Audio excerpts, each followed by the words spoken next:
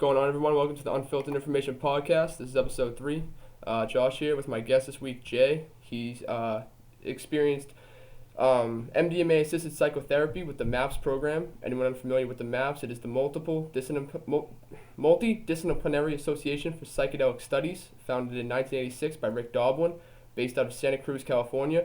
MAPS helped scientists design, fund, and obtain regulatory approval for studies of the safety and effectiveness of a number of controlled substances. MAPS works closely with the FDA, or the Federal Drug and Food Association. MAPS research efforts include MDMA for PTSD, LSD and psilocybin for the treatment of anxiety, cluster headaches, and depression, ibogaine for the treatment of opiate addiction, ayahuasca or DMT for the treatment of drug addiction and PTSD, and they also have alternative delivery systems for medical marijuana such as vaporizers. MAPS says their organization's ultimate goal is to help establish a network of clinics where these and other treatments can be provided together with therapies under the guidance of trained licensed physicians and therapists. MAPS also organizes continuing medical education conferences, sponsors, and presents lectures and seminars on the states of psychedelic and medical marijuana research. They provide psychedelic harm reduction services through the Zendo project at events such as large music festivals and Burning Man, and puts out a tri-annual magazine-style publication called the MAPS Bulletin, with updates on their ongoing studies and research efforts. It's important to know that MAPS is the only organization in the world doing MDMA-assisted psychotherapy trials, because for many pharmaceutical companies, it's not profitable. There's no money to be made in there, so obviously they're not going to put the time and effort into it. So I'm going to introduce my man here, Jay. Let him tell you a little about himself, and we'll start going. Yeah, hi. I participated in the FDA trial. It's the third phase of clinical trials that they've done on MDMA, and I think the last kind of stage is getting approval. Alrighty. When did you first hear about MAPS and their work? I didn't know anything about it. I just was having a lot of problems managing my PTSD. Really at a terrible place in my life, and I was kind of looking for any kind of help. I had therapy for decades, medication for decades, and then my wife's friend happened to be doing some type of psychedelic research for PTSD and introduced us to MAPS. And so we jumped on the site and found out that there was actually a study taking place that was pretty close to our area. And so I reached out and kind of began the process. And ended up participating. So you heard it from a friend of the family, you said? Yes. Interesting. Yeah. So if you don't mind me asking, what was causing your PTSD? Was it a particular event, or? Yeah, so what I have is commonly called complex PTSD or CPTSD. It's and mine stemmed from repeated, very violent and pretty terrible childhood abuse that took place over multiple years. So that was kind of the root cause of why I was experiencing, or why I've continued to experience PTSD symptoms. But I never understood that as an adult, because my childhood pretty much was fairly closed off to me until fairly recent, as part of just my body had kind of shut that part of my brain off, or locked it away from me because of the painful part of those memories. Yeah. Were you able to uncover any of those memories through traditional therapy or medications, or? No. Wow. Before, going through my traditional stuff, I wasn't even really aware of what had happened to me. And when I did try to go kind of into those areas, my body would basically shut down on me, and I would end up in a very confused state. I had a lot of problems with kind of a lot of symptoms of dissociative identity disorder, or kind of like a multiple personality kind of disorder, and I would just enter kind of a state of being shut down and panicked, and not really being able to function at all when I tried to recover or try to go back to some of those times. Yeah, it sounds horrible, man. Yeah. Were your family and friends aware of what was going on, or was it kind of a surprise to them when you first started this trial? Um, no, I mean, well, my wife was, and uh, some of my friends were just kind of aware of the symptoms, but I mean, I hid them away pretty well, and it was something that I really only dealt with myself because kind of the nature of the type of trauma that I endured was very had shut me off very much from any kind of like personal connection or anything like that with anybody kind of in society. Yeah, I'd say it's probably hard to connect with someone when you have such a personal history going on there. You know what I mean? With causation Yeah, for it, for sure. yeah, absolutely. Before you went to the treatment, had you ever tried any psychological medications? Yeah, like pharmaceuticals, Yes. like Yeah. Yeah. yeah, yeah, oh yeah. I mean, before I did the study, I had to make a list. Actually, and I hadn't done this in a while, but I had to make a list of all the medications that I had taken like over my whole life. And so I'm in my late 30s. So it was about I started taking medications around 14, 15, something like that. Wow. Um, and so it was about a good over 20 years of different medications. And I mean, I filled up. I had taken probably 20 plus different medications. And right before the trial started, I was on four different types of pretty heavy like mood stabilizers, antidepressants, some anti-anxiety stuff, and so then I had to taper off of all that before the actual trial began. Yeah, that's something I was wondering too. I'm not entirely familiar with PTSD. I know like, kind of the Sure. mainstream view of it, but I'd have to Mhm. assume that it would lead to anxiety, panic attacks, depression, other things like that. Yeah, absolutely. Yeah, yeah. Uh, I had before it started, like during that time, I was extremely suicidal, and had a lot of like I had IBS. I had like terrible headaches. Like I grinded my teeth every time when I went to sleep. Just like I mean, and I had terrible jaw pain during the day. Um, but I mean, all those things that I just mentioned, I've completely there. I don't even have any of those symptoms anymore, now. But that's those beautiful. were all the things that I was experiencing before the actual trial began. Had you ever tried MDMA prior to the trials? No, no, I had never, not recreationally or anything. It was my first time. So Nice. Is that yeah, one of the requirements for them? Do you know? Like, do you have to have never tried the substance to take part in no, it? no, I don't think so. Okay. I don't think so. That wasn't one of the screening questions that I remember. I mean, they kind of asked me about my drug history and stuff, and I had taken like recreational drugs before, just not MDMA. Yep. Um, and so, but when you do the trial, it's a 50% placebo, and so that first time that you go in for the treatment for the MDMA, there's a 50-50 chance that you're not going to get it. And so that was really scary going into the trial. Is I was feeling terrible, had all this anxiety about taking this medication. I didn't know what was going to happen, but there's also a 50% chance that nothing was going to happen. So When you went into the screening, you said there was a 50-50 chance it would be a placebo. Were there a group mm, of people taking the medications like with you? no, no. So the actual therapy is done um, like 2-on-1. So there's two therapists that sit with you in a room by yourself, and so that's the only, and you meet with them for about 6 weeks before the actual first administration of the medicine happens. So you meet with them for about 6 weeks, like a couple of times a week, establishing like kind of a rapport with them, and then you actually do the first like session. And so it's just either the two therapists in a very comfortable, quiet room, and you lay down and listen to music, and then they give you the pill, and then you just let whatever needs to unfold kind of unfold. Yep. That's a very interesting way to approach it. I feel like that's definitely probably the way to go. Getting comfortable and all that. Yeah, yeah, absolutely. Yeah, yeah, because for most people, including myself, is that your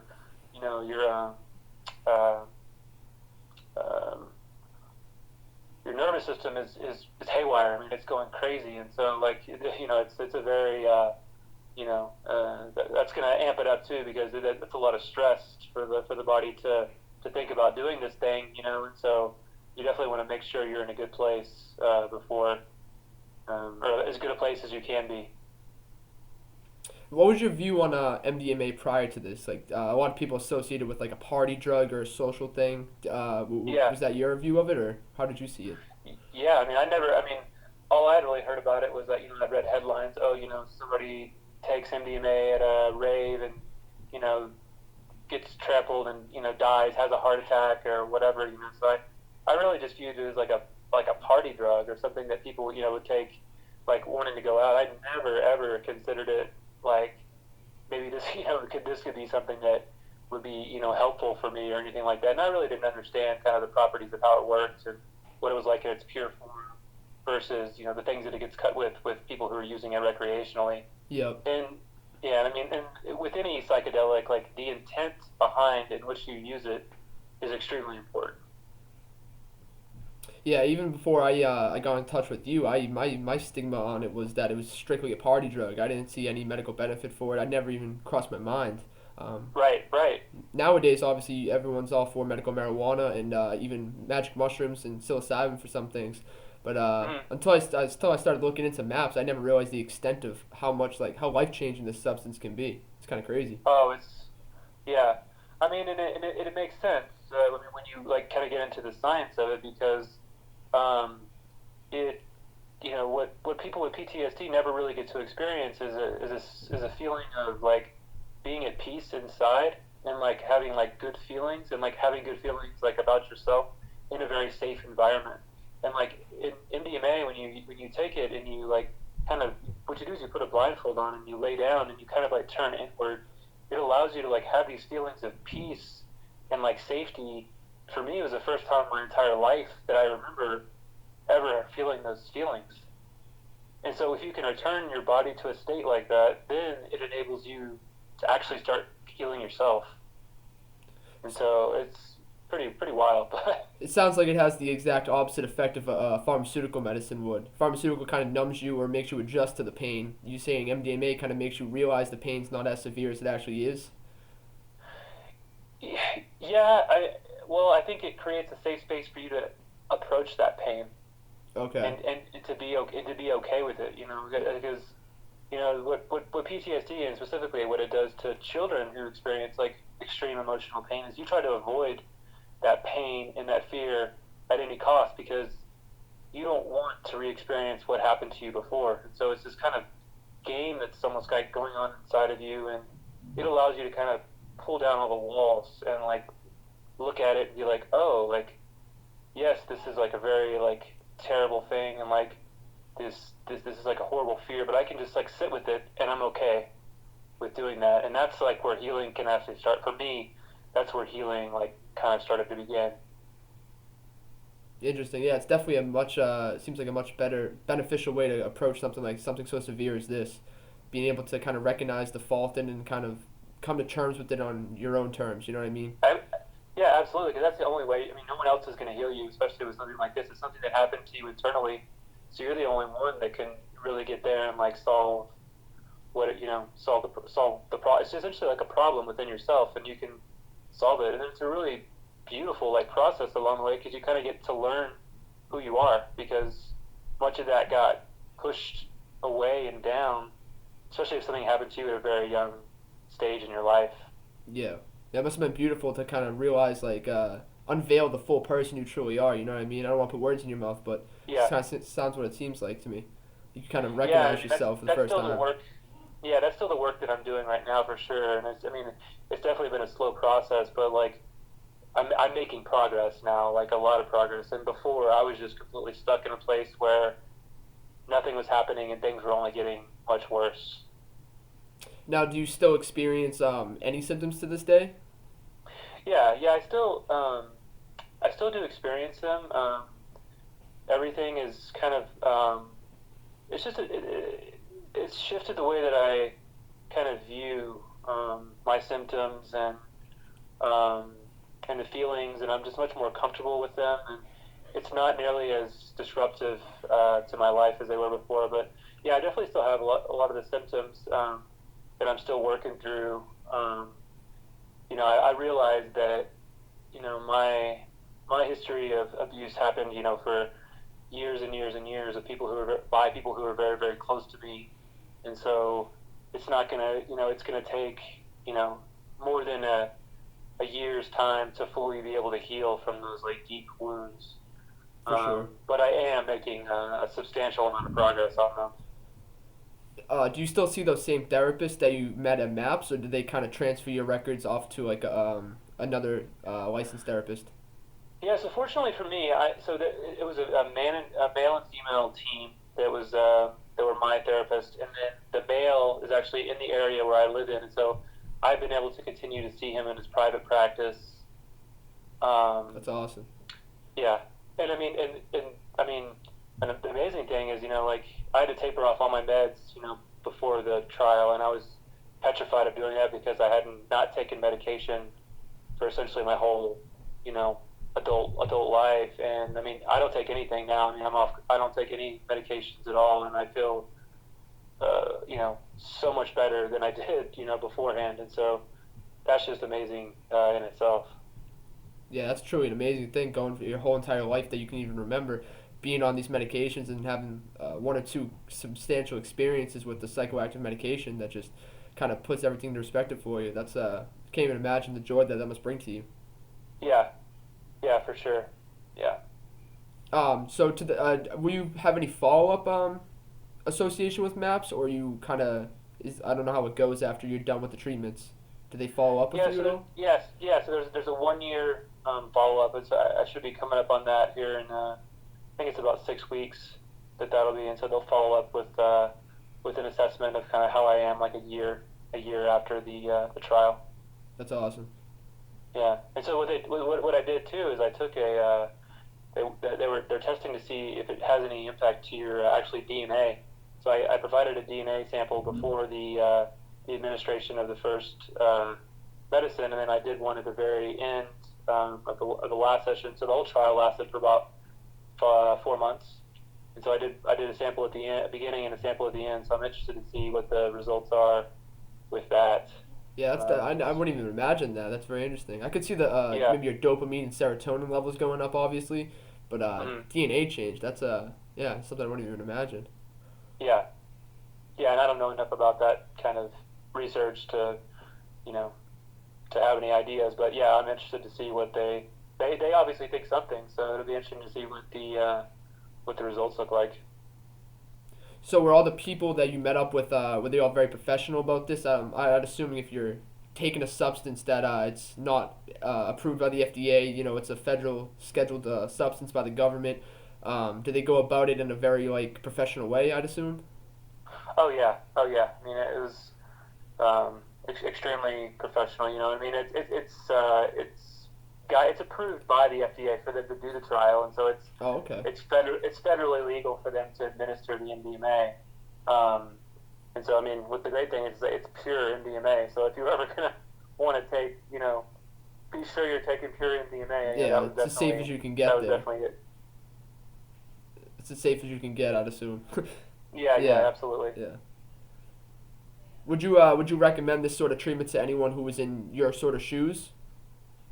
Oh, absolutely. I mean, I 100% believe that it saves. I mean, I was, it's hard to describe kind of the shape that I was in before the trial started, but I mean, a lot of me had agreed, if this didn't work, if I couldn't start to feel any better after this, I was ready to end it. I was ready to, the pain was just too much inside of me, and I firmly believe that it definitely saved me. And I mean, I'm so hopeful that, that it can help some people like me who's,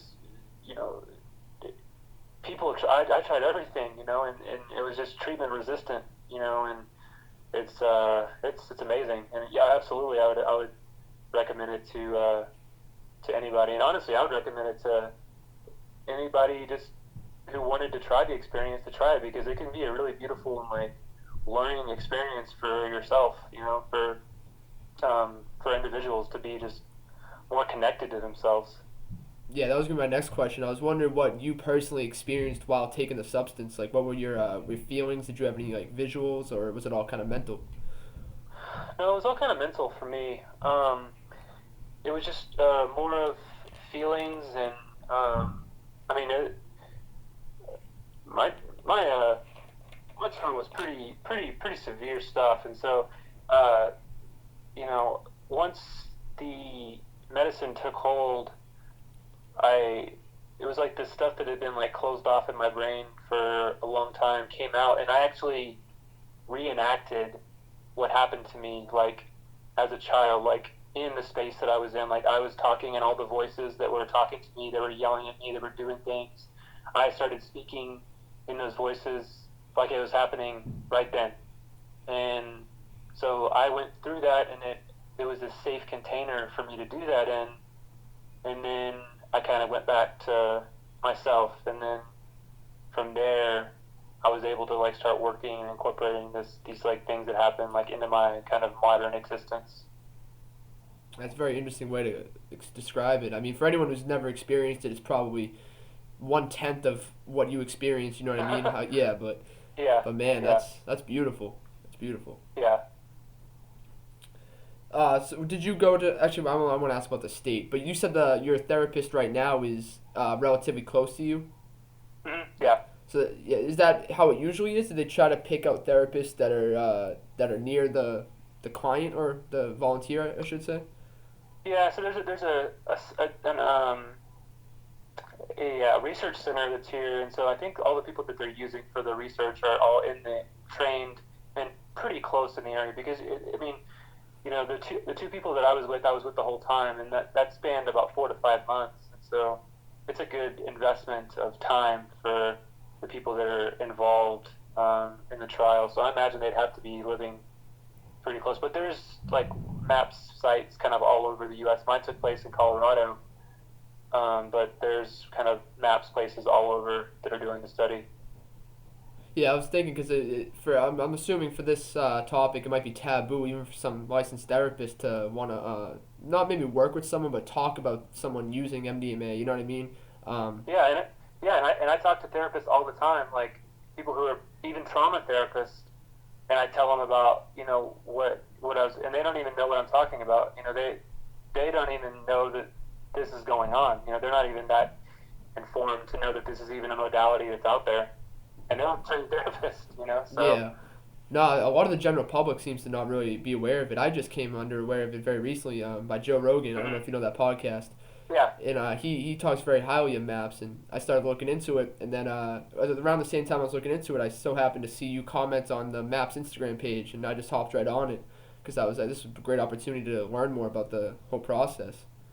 yeah, yeah. And I created that account because whenever I went into the trial, like I had a ton of questions. Kind of like I wanted to reach out to somebody who had done because there had been two previous trials before, and I was part of the third trial, and so I knew there had been people out there before who had participated, but I didn't really have, and they couldn't, Maps couldn't provide me with those people names because it's part of the anonymous part of the trial, and so I didn't really have anybody to connect with to learn about what I was going to experience. So I created that account on Instagram to try and like provide a resource to give people an idea of what are the things that I'm going through, kind of after the trial, and if you have any questions that they wanted to ask me, they could ask me, about what's going on.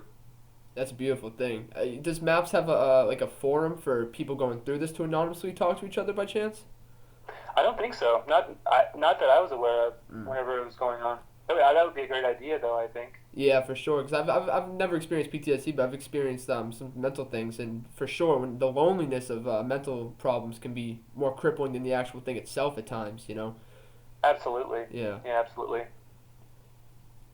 Do you have any advice for anyone who's experienced PTSD? Like, I know you might not have coped with it to the best that you might have been able to, but what was useful beside the psychotherapy to help cope what you were going through during the hard times? Um, I think establishing a good meditation practice and just working to meditation can be very hard for people who have PTSD because of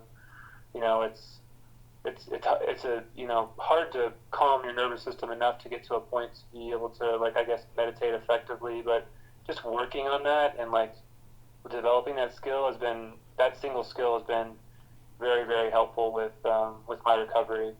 for sure. The I mindfulness guess, aspect of it, I'm assuming. yeah, Yeah. and the ability to be able to concentrate on one thing at a time, and just really working on being in the present is huge for people with PTSD because it's, it can feel like, you're stuck in the past, and you don't even realize that you're stuck in the past a lot of the times. I kind of describe it as like you're being fished almost, right? You're like seeing the world, but you're not really seeing the world and it's real. Like you're kind of living in the past, in your past view of the world, but it's like a clear coat over whatever it is you're looking for. Does that make sense? Oh, that's a great analogy for it. Yeah, for Yeah. sure. Yeah, I have a very small understanding of it, to be honest. Like I said, I'm trying to learn more about it myself because it affects many people, obviously, and yeah, it's. I just think any advice for anyone who's going through it is better than no advice. You know what I mean? Yeah, and I'm completely. I mean, I don't know if you direct people to my Instagram account or whatever, but I'm definitely willing to answer any type of questions that people have, or if they're interested in learning more about if they think the trial would be good for them, or they think the MDMA might be good for them. Yeah. Um, Plug your Instagram real quick. Say your name.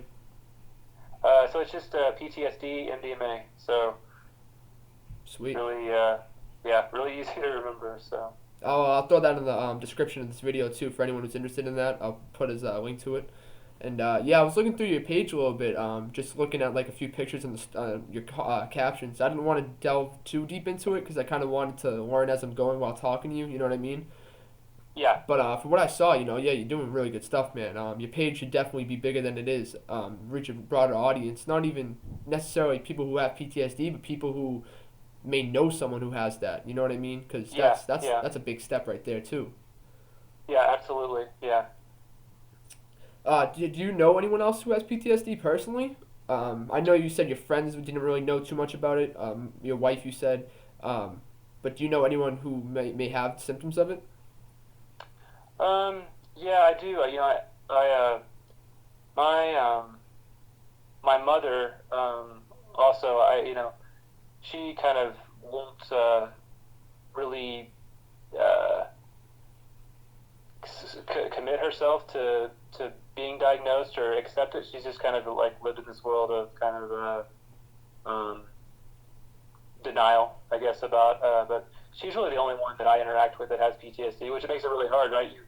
Because a lot of times what trauma does is it kind of has this intergenerational effect where people who are traumatized as their kids, they grow up to be traumatized adults, they traumatize others, and you have this bad kind of lineage that sets up. And so I've recognized that I've been part of that. And mine spans multiple generations that I've been aware of, and I'm happy to think that I'm going to be ending that within myself. But that's really the only person that I know that I interact with on a fairly regular basis. I haven't reached out too much to any like groups or anything like that to be a part of. Gotcha. Now, I definitely think MAP should organize a little forum for people in your circumstance to be able to kind of follow up with one another, even if it's just anonymously. Because, like I said, the Yeah. loneliness of things can be very crippling. Oh yeah, absolutely. Yeah, building your support network is absolutely important. And what you said, what's it called, about how it being generational, how it kind of gets passed down. It's got to be a very big accomplishment in your mind to be able to want to end that. You know what I mean? To stop Oh, that from carrying absolutely. on. Absolutely, yeah. It's and it's I grew up in a family that where emotions and things like that weren't discussed, and they were just not even discussed, but mainly suppressed and stymied at kind of every opportunity. And so I'm definitely proud of myself for trying to rise above that and to try and have some kids who are free to express their emotions and feel, change this, the trajectory of my, kind of my lineage or whatever. Yeah, I love to hear it, man. I mean, I'm very. I obviously I've never talked to you prior to this, but just your story alone, man. I'm so glad to hear that you're doing better and that you've got on top of this, regardless of how it happened. Yeah. It's a beautiful thing, man. People need to hear stories like this for sure. Give people Oh motivation, yeah, I appreciate it. Thank you. no doubt. All right, man. It was great talking to you. Like I said, I appreciate it very much. I'll make sure I throw your Instagram in the description of this video so that anyone who wants to see your page or hear your story further can get access to it. Yeah, absolutely. I'm willing to help. I'm willing to help or talk to whoever wants to talk about it. Sounds great, man. Yeah, in the future, if you ever want to do another one with your when we have your follow-up appointment with the maps, if you want to talk about that one or anything, just feel free to shoot me a message. I'd love to have you back on. Okay, perfect. All right, man. Thank you so much. All right, thanks. All right, take care, man.